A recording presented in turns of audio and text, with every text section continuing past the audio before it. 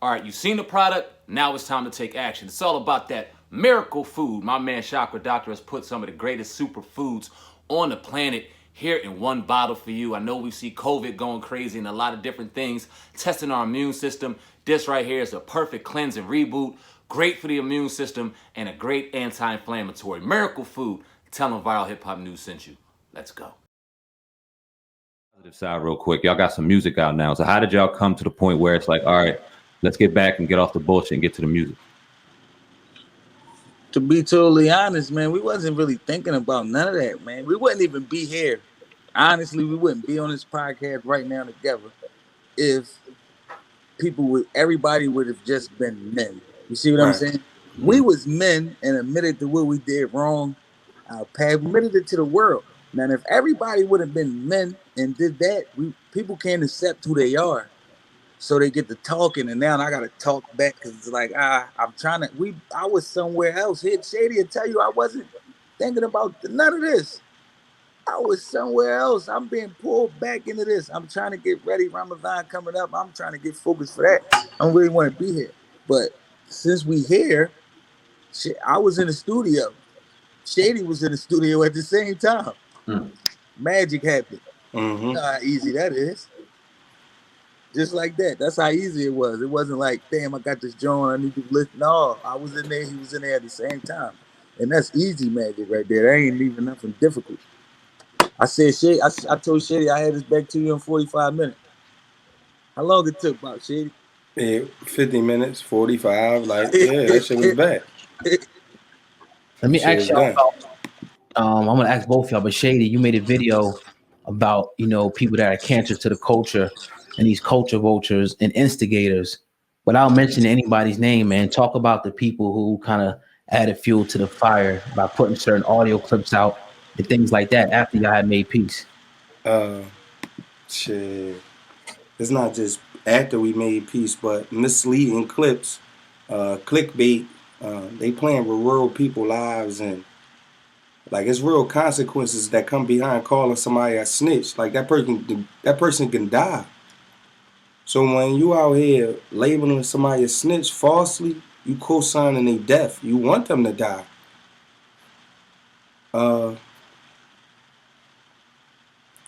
I will say this. Kaiser Sose, that's what I'm going to call this guy. The movie star, Kaiser Sose. He the usual suspect, man. He comes in, he profits, he inserts himself into a culture that's welcoming to him. He puts himself in a situation where instead of being a benefit to a culture, he holds this biased position towards anybody who doesn't agree with the people that he likes. These people, they never came to get my side of things. They never came to sit with me to see where, like, my head was at. Nothing. It's just straight went for the juggler with me. But they was wrong, and now they're embarrassed, so they doing anything now. My name's Trendsetta Shady. They know that. They would have been had something. They would have been put it out.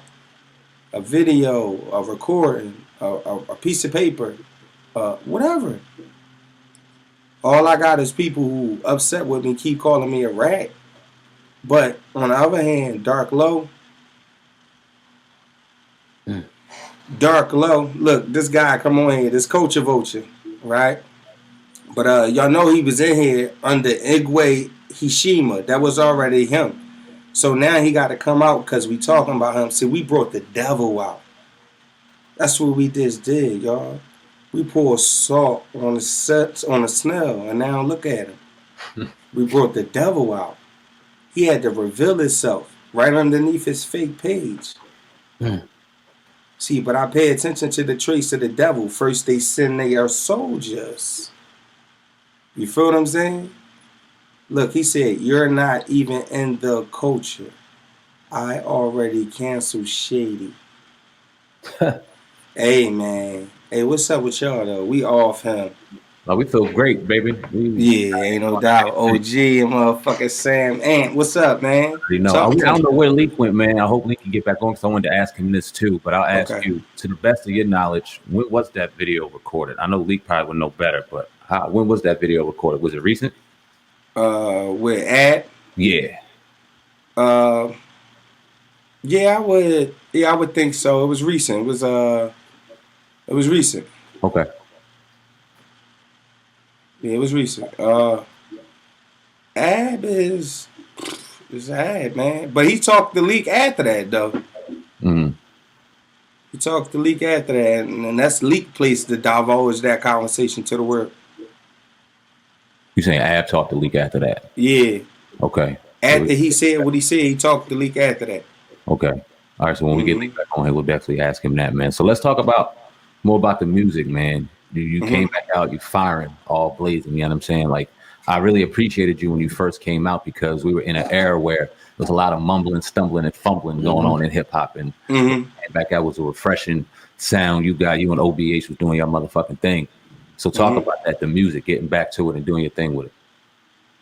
So I fell out of love with the music when all I could look up is make songs in defense of myself. When I had to keep defending myself through my music, I didn't want to make music no more because I don't have to defend myself in that manner.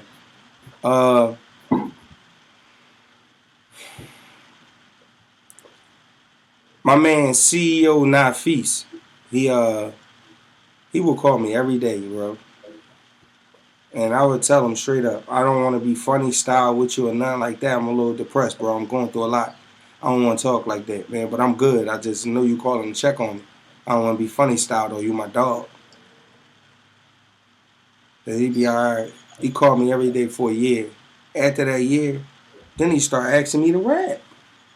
So now, for the next year, after that, he keep asking me to rap. Then one day I was like, all right, I need this. And he was like, all right, I got it. Boom. He made it happen for me. From there, I put my little studio together that I'm sitting in, and well, not the one they see, but the one y'all know. I put my little studio together, and I just start working on music. At first, it was hard. I started stumbling again, bro. I start stumbling back into that same pattern. But then I just found the rhythm, and I just been knocking Jones out, bro. You know what I mean? Talk about the I see you had the clothing company. You know, I don't know what's called Trendsetta or something like that. Trendsetta Shady or something like that. It's called Trendsetta Clothing. Trendsetta Clothing. My bad. Talk about that, man, and give us game on how you got that popping. And at one point, I heard you talking about you was real successful with a store and all that. Talk about that whole journey real quick. Yeah, so I moved out of town, man. I had a couple businesses before that, but nothing as big before or nothing as big after as my clothing store. So I had the clothing store, man. I just needed it. I didn't want to work for nobody. And I'm like, man, we need some clothes out here. Mm-hmm. So I'm like, I'm gonna supply the demand. And that's what I did. And I was successful at it. I got focused on something else. Right. I wanted to ask you because Lik Moss started the conversation saying that he reached out to you. You really want to hear that shit. So what was your initial reaction when you heard that Lik Moss wanted to reach out? Man, I said, all right, I'll talk to him. What's up, though? So it was like, he just want to talk to you. I'm like, all right. It's first time he actually talked to me all these years. All right. So he called. And when he got on the phone, he was just like, yo, bro, I ain't calling about, he was like, Assalamu alaikum. I'm like, wa alaikum salam. He was like, I ain't calling about none of that other stuff, man. I just want to let you know I don't got no problems. Well, I said, man, I ain't trying to hear none of that shit. The fuck is you talking about this rat shit, man? Yeah. You've been talking this shit for a long time, bro. Well, let's get to this shit now. And then we got to it. Now it was paperwork that came out, and it was all fucked up, you know, for the, lack of a better word. And it was on the internet. Everybody's seen it. I don't know if it was like a year or 2 years ago. Why you think Who you think would do something like that to you, and why you think that came out like that? All right, bro. Parallel to OBH, I got risk takers. I'm gonna just break it all down. Mm-hmm. Risk takers wasn't mine, but I took it. I took it and took it to a level of recognition. I didn't start it, I revamped it. I gave it style, I gave it what I gave it. But it wasn't mine. But it became identified with me. Mm-hmm. The people that I ran with were risk takers. They did a lot of things to me alongside the same time I was going through what I was going through with OBH. I was going through things on the road and things at home, and I was just trying to stay alive.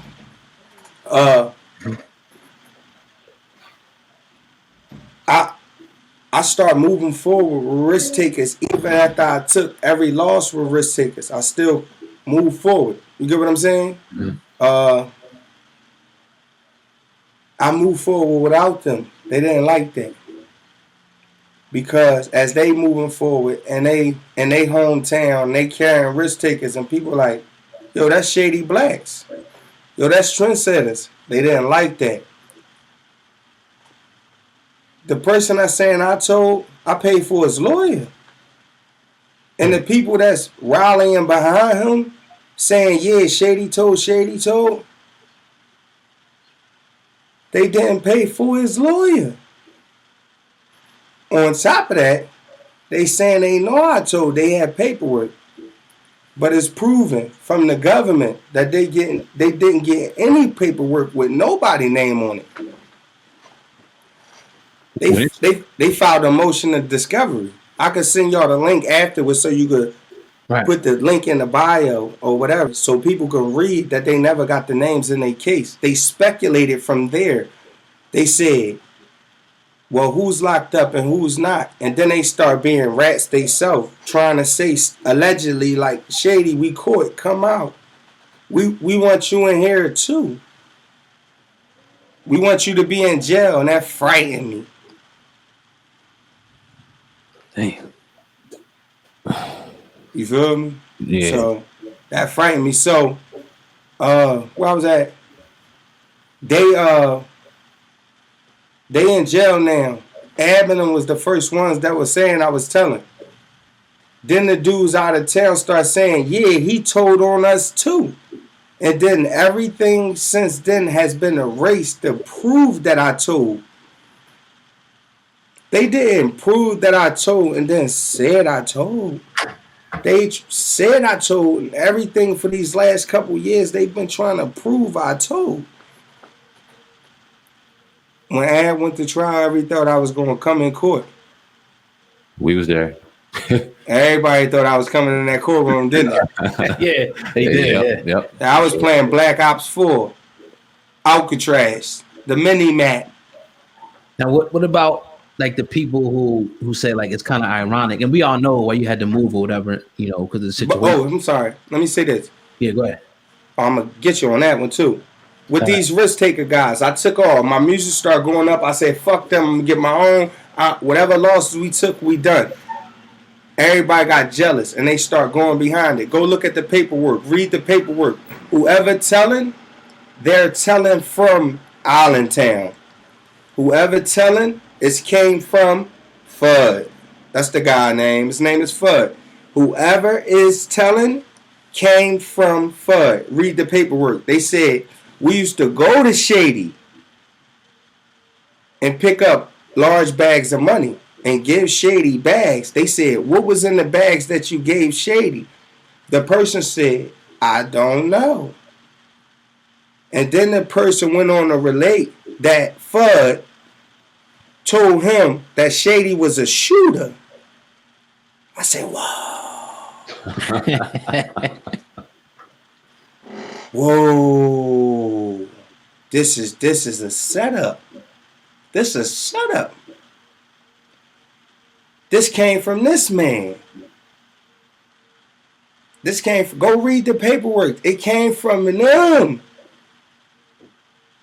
So they had to stand behind that. In that little town, everybody know they rats. But go ahead, though. I can show you his dad, 5K1, on the computer. His dad a rat too. He cooperated with the feds. Wow. Now I'm gonna let you go real quick. I No, gotta add this in there real quick. Because a lot of people, because I follow what's going on, you know what I mean? A lot of what's going on, not with everybody or people I care about. And I see a lot of people running with the whole narrative, like, you know, you moved or whatever. A lot of people saying using witness protection and things like that. Could you talk about those rumors as well? All right. So in 2012, I was 26 years old.